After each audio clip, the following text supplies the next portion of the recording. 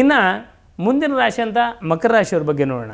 ನೋಡಿ, ಮಕರ ರಾಶಿಯವರಿಗೆ ಸಾರ್ಧ ಸಪ್ತ ವರ್ಷ ಸಾಡೆ ಸಾತಿಯ ಪೂರ್ತಿ ಮುಗ್ತಕ್ಕಂಥ ಸುದಿನ ಇದು. ಹಾಗಾಗಿ ಸಹೋದರಿಂದ ಸಹಾಯ ಉಂಟಾಗ್ತಕ್ಕಂಥದ್ದು, ಶಸ್ತ್ರಚಿಕಿತ್ಸೆ ಉಂಟಾಗ್ತದೆ. ಯಾಕೆಂದರೆ ಷಷ್ಠಸ್ಥಾನದಲ್ಲಿ ಕುಜರು ಬಂದಾಗ ಸಣ್ಣದಾದ ಶಸ್ತ್ರಚಿಕಿತ್ಸೆಯೋ ಅಥವಾ ಬಿ ಪಿಗೆ ಸಂಬಂಧಪಟ್ಟು ಜಾಸ್ತಿ ಬಿ ಪಿ ರೈಸ್ ಮಾಡ್ಕೊಳ್ತಕ್ಕಂಥದ್ದು. ನಂತರ ದಂಪತಿಗಳಲ್ಲಿ ಸ್ವಲ್ಪ ವಿರಸ ಉಂಟಾಗ್ತದೆ, ಕುಜ ನೀಚನಾಗಿ ಬರ್ತಾನೆ. ಒಂದು ಸ್ವಲ್ಪ ನಾವು ಮಾತನ್ನು ನಾವು ಗಮನದಲ್ಲಿ ಇಟ್ಕೊಂಡು ಮಾತಾಡಿದ್ರೆ ಮಕರ ರಾಶಿಯವರು ಖಂಡಿತವಾಗಲೂ ಕೂಡ ದಂಪತಿಗಳ ವಿರಸ ತಪ್ಪುತ್ತೆ. ಅದೇ ರೀತಿಯಾಗಿ ಸಂತಾನ ಭಾಗ್ಯ ಅಂತ ಪಂಚಮದಲ್ಲಿರ್ತಕ್ಕಂಥ ಗುರುವಿನಿಂದ ಒಳ್ಳೆಯ ಸಂತಾನ ಉಂಟಾಗುತ್ತೆ. ಅದರ ಜೊತೆ ಚತುರ್ಥಾಧಿಪತಿ ಚತುರ್ಥ ಸ್ಥಾನಕ್ಕೆ ಬಂದಾಗ, ಶುಕ್ರನ ಒಳ್ಳೆಯ ಸ್ಥಾನಕ್ಕೆ ಬಂದಾಗ ಮಕರ ರಾಶಿಯವರು ವಾಹನ ಯೋಗ ಇದೆ. ಅದರಿಂದ ನಿಮಗೇನು ಶಕ್ತಿ ಇದೆಯೋ ಆ ವಾಹನ ಯೋಗವನ್ನು ಮಕರ ರಾಶಿಯವರು ಮಾಡಿಕೊಳ್ಳಿ. ನಂತರ ಈ ಮಕರ ರಾಶಿಯವರ ಸಂತಾನ ಭಾಗ್ಯ ಇರುತ್ತೆ. ಎಷ್ಟೋ ವರ್ಷಗಳಿಂದ ಕೆಲವು ಜನ ಮಕ್ಕಳಾಗಿರಲ್ಲ.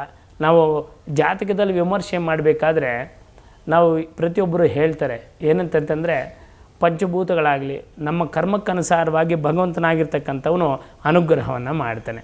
ಅದರಿಂದ ಭಗವತ್ ಸಂಕಲ್ಪ ಏನಿರ್ತದೆ ನಡೀತೆ. ಅದಕ್ಕೆ ಮಕರ ರಾಶಿಯವರ ಸಂತಾನ ಭಾಗ್ಯ ಇದೆ, ಒಳ್ಳೆಯದಾಗಲಿ. ಕುಂಭರಾಶಿಯವ್ರ ಬಗ್ಗೆ ನೋಡಬೇಕಾದ್ರೆ ನೋಡಿ, ಕುಂಭರಾಶಿಯವರಿಗೆ ಇನ್ನು 2.5 ವರ್ಷ ಇರ್ತಕ್ಕಂಥದ್ದು, ಸಾರ್ಧ ಸಪ್ತ ಸಾಡೆ ಸಾತಿ ಇರ್ತಕ್ಕಂಥದ್ದು ವಾಕ್ ಸ್ಥಾನಕ್ಕೆ, ಕುಟುಂಬ ಸ್ಥಾನಕ್ಕೆ, ಧನಸ್ಥಾನಕ್ಕೆ ಬರ್ತಾ ಇದ್ದಾನೆ.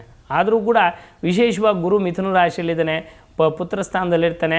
ಪುತ್ರ ಭಾಗ್ಯ ಅಂತ ಹೇಳ್ತಾರೆ, ಅಂದರೆ ಸಂತಾನ ಭಾಗ್ಯ ಉಂಟಾಗ್ತಕ್ಕಂಥದ್ದು ಕುಂಭರಾಶಿಗೆ. ಯಾಕೆಂದರೆ ಎಲ್ರಿಗೂ ಕೆಟ್ಟದ್ದನ್ನೇ ಮಾಡಲ್ಲ ಶನಿದೇವರು. ಪಂಚಮದಲ್ಲಿ ಗುರು ಇದ್ದಾಗ ವಿದೇಶಿ ಪ್ರಯಾಣ ಇದೆ ಈ ಬಾರಿ.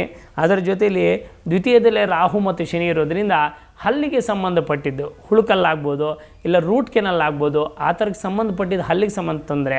ಅದೇ ರೀತಿಯಾಗಿ ಧನಸ್ಥಾನದಲ್ಲಿ ರಾಹು ಇದ್ದರೆ ಆಕಸ್ಮಿಕವಾದಂಥ ಧನ ನಷ್ಟ ಉಂಟಾಗ್ತಕ್ಕಂಥದ್ದು, ಮೋಸ ಹೋಗ್ತಕ್ಕಂಥದ್ದು. ಅಂದರೆ ಶ್ಯೂರಿಟಿ ಹಾಕೋ ಅಥವಾ ಯಾರಿಗಾದ್ರೂ ಕೊಟ್ಟೋ ಮೋಸ ಹೋಗ್ತಕ್ಕಂಥದ್ದು ಇರುತ್ತೆ. ಅದು ಸ್ವಲ್ಪ ಹಣದ ವಿಚಾರದಲ್ಲಿ ಎಚ್ಚರಿಕೆಯಿಂದ ಇರಬೇಕು. ಆಭರಣ ಕಳವು ಅಂತಾರೆ, ಅಂದರೆ ಯಾವುದಾದ್ರೂ ಒಡವೆಯನ್ನು ಮಾಡಿಸಿದ್ದಾಗ ಕೆಲವರು ಹೆಣ್ಮಕ್ಳು ಏನಂದರೆ ಯಾವುದೋ ಒಂದು ಫಂಕ್ಷನ್ಗೆ ಹೋಗೋ ಟೆನ್ಷನ್ನು, ಇಲ್ಲ ಏನೋ ಒಂದು ಟೆನ್ಷನ್ ಇಲ್ಲೊಂದು ಒಡವೆ ಇಟ್ಬಿಡ್ತಾರೆ. ಆ ಒಡವೆ ಅಲ್ಲೇ ಇರುತ್ತೆ, ಅದು ತತ್ಕ್ಷಣಕ್ಕೆ ಸಿಗಲ್ಲ. ಆವಾಗ ಅಪವಾದಗಳು ಉಂಟಾಗ್ತಕ್ಕಂತಾಗುತ್ತೆ ಕುಂಭರಾಶಿಯವರಿಗೆ. ಗರ್ಭಿಣಿ ಸ್ತ್ರೀಯರು ಸ್ವಲ್ಪ ಎಚ್ಚರಿಕೆಯಿಂದ ಇರಬೇಕು. ವಾಹನ ಯೋಗ ಅಂತ ಹೇಳ್ತಾರೆ. ಅದೇ ರೀತಿಯಾಗಿ ಸಂಚಾರದಲ್ಲಿ ಗೋಚಾರ ಫಲದಲ್ಲಿ ಚತುರ್ಥ ಶುಕ್ರನು ಬಂದಾಗ ವಾಹನ ಯೋಗ ಇರುತ್ತೆ.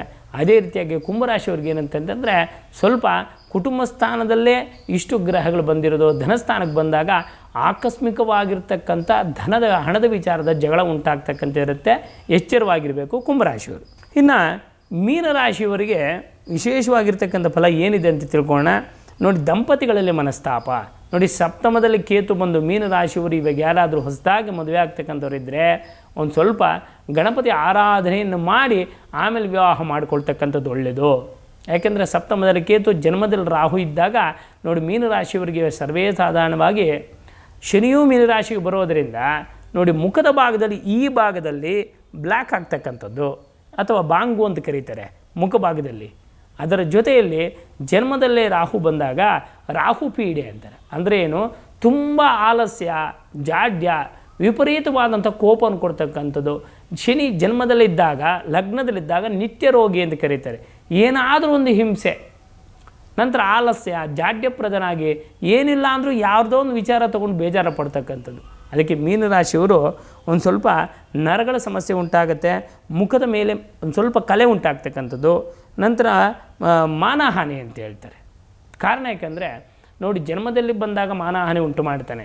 ಅದಕ್ಕೆ ದಯವಿಟ್ಟು ಮೀನರಾಶಿಯವರು ಈ ವರ್ಷದಲ್ಲಿ ವಾಹನ ಕೊಂಡ್ಕೋಬೇಕಾದ್ರೆ ಸ್ವಲ್ಪ ಎಚ್ಚರಿಕೆಯಿಂದ ಕೊಂಡ್ಕೊಳ್ಳಿ ವಾಹನನ. ಅದೇ ರೀತಿಯಾಗಿ ಭೂಮಿ ವಿಚಾರದಲ್ಲಿ ಒಂದಲ್ಲ 2 ಬಾರಿ ಚರ್ಚೆ ಮಾಡಿ ವಿಮರ್ಶೆ ಮಾಡಿ ಮುಂದಕ್ಕೆ ಹೋದರೆ ಒಳ್ಳೆಯದು ಮೀನರಾಶಿಯವರು.